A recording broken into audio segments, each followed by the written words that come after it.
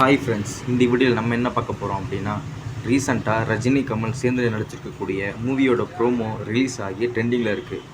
நான் கொஞ்சம் யோசித்து அதில் விஜய் அண்ணா வர்ற மாதிரி எடிட் பண்ணியிருக்கேன்.